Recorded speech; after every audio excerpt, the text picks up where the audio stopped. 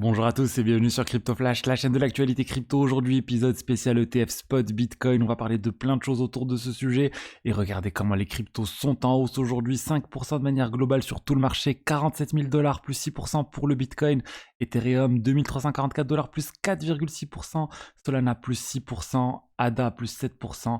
Bref, une très belle journée pour les cryptos. Vraiment, ça augmente de partout et ça confirme ce qu'on disait autour de l'ETF Spot Bitcoin qui est en train de tirer vraiment tout le marché vers le haut.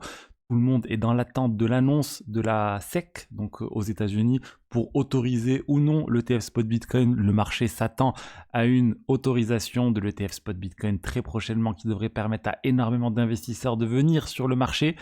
Et regardez cette analyse de Standard Chartered Bank, une grande banque qui estime qu'on devrait avoir en 2024 50 à 100 milliards de dollars qui devraient arriver sur les ETF spot Bitcoin. Donc c'est juste énorme. Et ils s'attendent du coup à une hausse du Bitcoin d'ici la fin de l'année 2025 à 200 000 dollars le BTC. Qu'est-ce que vous en pensez? C'est trop, c'est pas assez? Moi, ça me semble pas déconnant, hein. 200 000 dollars, donc ça fait un x4 en fait d'ici fin d'année 2025. Ça me semble assez raisonnable s'il y a vraiment les 50 à 100 milliards de dollars et même plus qui arrivent sur l'ETF Spot Bitcoin, qui devrait permettre vraiment à énormément d'investisseurs institutionnels de débarquer sur le marché. Je vous ai dit qu'il y avait de grandes chances que ça soit validé. Les analystes de chez Bloomberg sur le sujet estiment maintenant à 95% de chances le fait d'avoir un ETF spot Bitcoin d'ici janvier, enfin sur le mois de janvier 2024, on était à 90%, on passe à 95% là, vraiment. C'est l'analyse de Eric Balkounas, le spécialiste des ETF chez Bloomberg. Il pense qu'il y a 5% de chances que la SEC refuse l'ETF. Donc vraiment, ça augmente, ce pourcentage augmente. On était à 90% depuis un moment, on passe à 95%. Après, le marché, on va dire, des prédictions n'est pas forcément d'accord avec ça.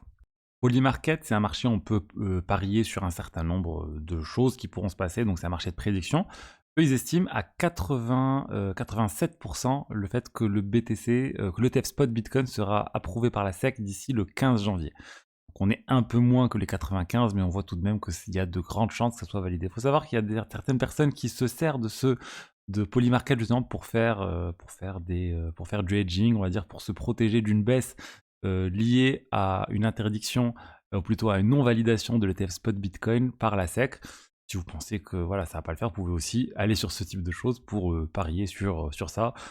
Certaines personnes qui shortent le Bitcoin parce qu'ils pensent que ça va baisser. Moi, je vous ai déjà dit ma position, je bouge pas. Ce que j'ai en Bitcoin, je le garde, que l'ETF soit validé, qu'il soit refusé, que ça soit décalé à mars ou autre. Pour moi, ça change pas grand-chose. Sur le long terme, ça reste une très bonne chose s'il est validé. Je pense que ça va finir par être validé, mais sur le court terme, je m'amuse pas à trader sur ce sujet. Alors, au niveau autre actualité, on a les diverses sociétés qui vont lancer des ETF spot Bitcoin qui ont annoncé leurs frais. Et c'est assez surprenant parce qu'on se rend compte que les frais sont assez bas. On a Fidelity qui annonce un 0,39% de frais sur l'ETF spot Bitcoin.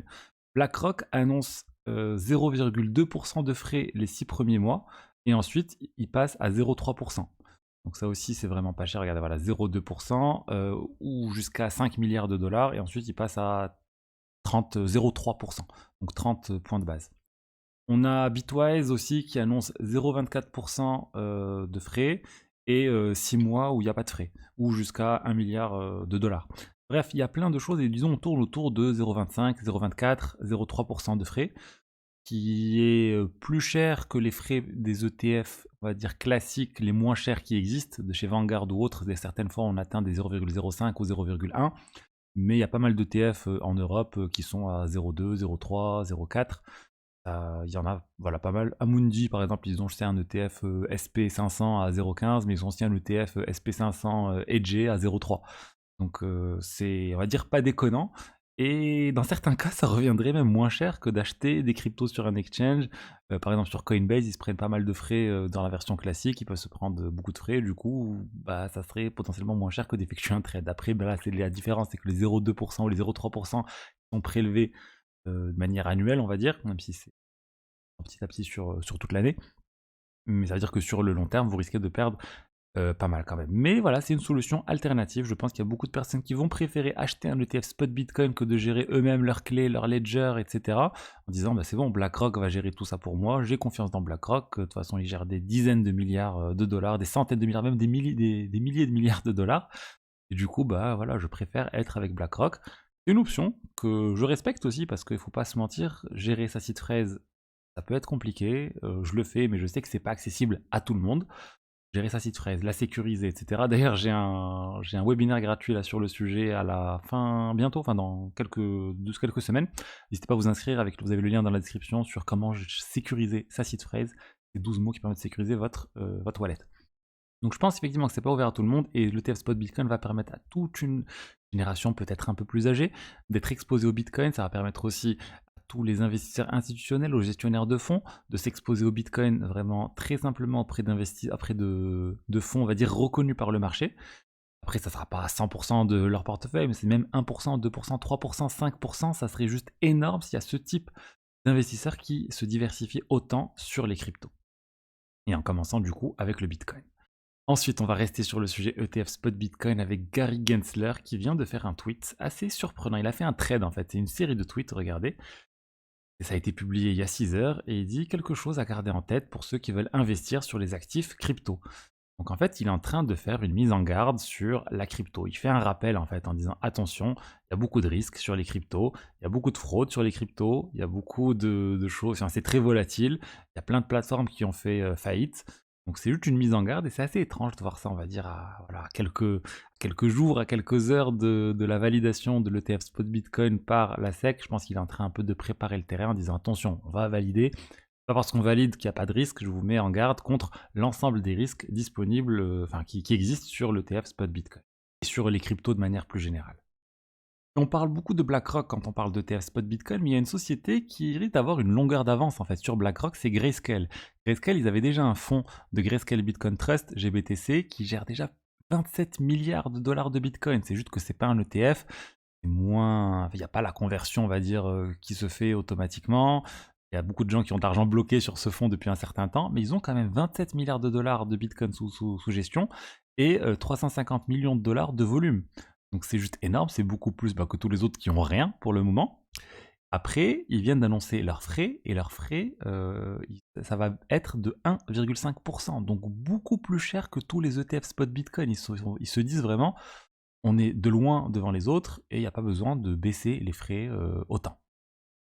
Alors, c'est 3 fois plus cher, c'est plus de 3 fois plus cher que les autres ETF spot Bitcoin, mais l'avantage qu'ils ont, c'est qu'il y a plein de personnes qui ont investi sur le GBTC qui n'ont pas envie de quitter en fait GBTC parce qu'ils vont devoir vendre ces actifs pour ensuite racheter un autre ETF. Et en faisant ça, ils déclenchent en fait un événement taxable. Ils vont devoir payer une taxe sur les plus-values qui risque d'être importante s'ils ont acheté depuis très longtemps. Et du coup, il y a certaines personnes qui ne veulent pas payer les, je sais pas combien c'est aux États-Unis ou dans d'autres pays, 20-30%. Et du coup, qui vont préférer garder en fait ça quelques années, même s'ils payent 1%, 1,1% de plus. Voilà, ils vont mettre plus de 10 ans, 20 ans à compenser la baisse liée à l'impôt. Donc là aussi, c'est une raison pour laquelle je pense qu'il y a beaucoup de gens qui vont rester sur GBTC, mais aussi il y a beaucoup de gens qui vont sortir de GBTC parce qu'il y a plein de personnes qui ont investi sur GBTC quand c'était très bas, quand c'était avec un discount, une réduction de 40%, 50%, en vue d'un repeg, en vue d'un rapprochement vers le prix du Bitcoin. Et maintenant que ça va être lancé sur un ETF, ils vont probablement vouloir revendre pour pouvoir récupérer, on va dire, leur mise et tout ce qu'ils ont gagné, qui restait un gain théorique jusqu'à maintenant, même s'ils peuvent déjà vendre actuellement. Mais voilà, on est encore loin un peu loin du prix réel du Bitcoin. Donc écoutez, je vais vous tenir au courant, vraiment, ça peut être annoncé du jour au lendemain cette validation, ça peut être ce soir, ça peut être demain, ça peut être après-demain, ça arrive vraiment très très prochainement. Le marché est très agité autour de tout ça, tout le monde ne parle que de ça, tout le monde attend le moindre tweet de la SEC, de Gary Gensler. Le tweet de Gary Gensler, il a fait 23 millions d'impressions, 8000 retweets, 13 000 likes en quelques heures. Vraiment, tout le monde est en train de suivre ces événements parce que c'est énorme, c'est quelque chose qu'on n'a jamais connu sur le marché crypto. C'est quelque chose qu'on connaîtra peut-être une autre fois sur une autre crypto, sur l'Ether par exemple, mais ça ne sera pas à ce niveau d'excitation généralisée sur tout le marché crypto. Donc c'est vraiment un événement, je pense, dont on va se rappeler très longtemps. comme on a eu The Merge, comme on a eu d'autres événements dans la crypto qui ont vraiment marqué les esprits. Donc voilà ce que j'avais à vous dire aujourd'hui sur les diverses actualités crypto, principalement liées à l'ETF Spot Bitcoin. Demain, j'espère vous parler d'autres choses, s'il y a d'autres actualités, mais je vous parlerai sûrement encore de l'ETF Spot Bitcoin si il y a un avancement sur le sujet. Donc voilà, n'hésitez pas à vous abonner, à liker, à commenter, et je vous dis à demain pour la suite. Au revoir.